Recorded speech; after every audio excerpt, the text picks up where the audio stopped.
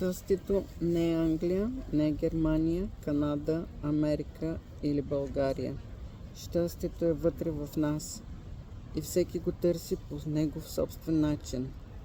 Това, че аз съм заминала и живея в Англия, не ме прави по-успешна и по-щастлива от някой, който е останал в България. Нали така? Защото всеки от нас знае неговата съдба и има негов собствен път. Ние избираме щастието си.